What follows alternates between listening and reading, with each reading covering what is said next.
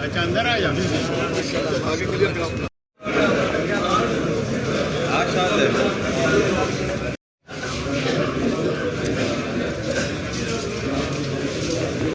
मैंने और बीएस पर फॉर्म जमा कराया है, लेकिन ये फाइनल जो है पार्टी डिसाइड करेगी और पार्टी जिसके लिए भी डिसाइड करेगी इंशाल्लाह हम सब उसके ठीक हल्का बदल मोहम्मद खान जुड़ी जो चयो आहे त पाकिस्तान पीपल्स पार्टी के घोड़े तव्हां छा चवंदो? मोहम्मद खान जुड़ी जो पंहिंजो मौक़िफ़ रखियो आहे त पाकिस्तान पीपल्स पार्टी क़यादत खे जेको घोड़े ऐं गॾे जो फ़र्क़ जी ख़बर न आहे, तव्हां छा चवंदो? ये उनकी ज़ाती राय, बाकी जो है हर जो है ना किसी को गधा कहना तो मैं समझता हूँ कि ये उस वर्कर की और उसकी तौहीन है। पाकिस्तान पीपल्स पार्टी में जो है सारे लोग जो है बराबर हैं और पाकिस्तान पीपल्स पार्टी हर शख्स की वर्कर की भी कदर करती है और बहुत सारी जगहों पर वर्कर्स को भी जो है वो टिकट दिए गए हैं। रिजर्व सीटों पर भी वर्कर्स को जो है ओबलाइज किया जाता है और हर शख्स जो है वो इंतखाब में जो है फॉर्म भरा सकता है। ये आप देख रहे हैं कि कितने लोगों ने जो है फॉर्म जमा कराए। बाकी यकीनन पार्टी क़यादत बेहतर समझती है कि किसको कहाँ इस्तेमाल करना चाहिए और कौन सा शख्स किस जगह के लिए मौजूद है, ये पार्टी क़यादत का होता है। तो मैं समझता हूँ कि जो है वो मतलब ये कि पाकिस्तान पीपल्स पार्टी ने हमेशा जो डिज़र्विंग लोग हैं उनका इंतखाब किया है। हर शख्स की अपनी राय। पाकिस्तान पीपल्स पार्टी ने अच्छे लोगों को हमेशा टिकट दिया है और वो हल्का बदल के कहीं पहले हल्का बदल देखें। बात ये है कि बदकिस्मती है हमारी कि हमारी जो है वो सीट एक कम हुई, जिसके लिए हम अपील में भी गए और मेरी इत्तला के मुताबिक अभी तक शायद वो पेंडिंग में भी है, अगर है तो बाकी अब ये कि यकीनन अगर हमारी जो है अगर पॉपुलेशन कम थी तो हमारी एक एनए की और एक पीएस की सीट जो है वो कम हुई है। लेकिन ये पूरे पाकिस्तान के लिए ये पॉलिसी है, लिहाजा जो है अगर ये इलेक्शन कमीशन का डिसीशन है उनका डिसीजन होगा। इलेक्शन कमीशन एक खुद मुख्तार इदारा है और वो अपने फैसले करने में आज़ाद है। छोकी ना पीटीआई जो मुस्तक़बिल कीअं पिया बिल्कुल तव्हां सही पिया चओ। असांखे बिल्कुलु ऑब्जेक्शन आहे त असां में पाकिस्तान पीपल्स पार्टी हमेशह जेको आहे सिलेक्शन जे ख़िलाफ़ु रही आहे। पाकिस्तान पीपल्स पार्टी अवाम में बिलीव थी रखे। पाकिस्तान पीपल्स पार्टी चाहे थी त माण्हू इलेक्ट थी अचनि और जेको आहे एस्टेब्लिशमेंट या को बि इदारो कंहिंजे लाइ फैसिलिटेशन जो किरदारु अदा न करे।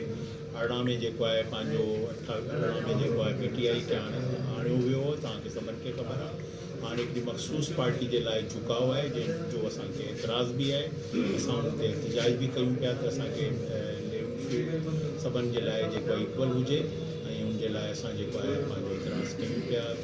असां प्रोटेस्ट जेको बि आहे असां जो कयूं पिया, हुनजे बावजूद बि अल्हम्दुलिल्लाह असां इलेक्शन में वञूं पिया ऐं पाकिस्तान जी हर सीट ते एनए ते ऐं इंशाल्लाह चारों सूबाई असम्बलियुनि ते पीएस ते असांजा कैंडिडेट हूंदा ऐं पाकिस्तान पीपल्स पार्टी इंशाल्लाह पूरे पाकिस्तान में सूबनि में खटे जेको आहे बिलावल साहब खे इंशाल्लाह नेक्स्ट वज़ीर आज़म कंदी ऐं पाकिस्तान पीपल्स पार्टी नेक्स्ट गवर्नमेंट इंशाल्लाह कंदी। पीसीआई साहब चयो त पहिरियों हू पंहिंजी बग़ैर महिनत खां आया हुआ, हाणे उन्हनि खे महिनत करणु खपे। ही ऐसी क्या वजह थी जो मोहम्मद खान फैसला है, मैं उसमें बेहतर होगा कि आप उनसे पूछें, हर शख्स को हक है। अच्छा इन जी सीट क्लियर थी वई आहे तयारी तव्हांजी? हिते केरु उम्मीदवार जो फाइनल थी वियो आहे न आहे पेंडिंग में? कि छा जो एनए ही जेके एनए मुंहिंजी स्कूटनी क्लियर थी वई आहे। बाक़ी हाणे मां तव्हांखे चयो त एनए जी डिसीशन त पार्टी कंदी न, त पार्टी जंहिंखे बि टिकट ॾींदी इंशाल्लाह उहो असांजो कैंडिडेट। अच्छा मोहम्मद खान जोड़ी जो इलेक्शन के कीअं पिया ॾिसो 2024 वारे खे?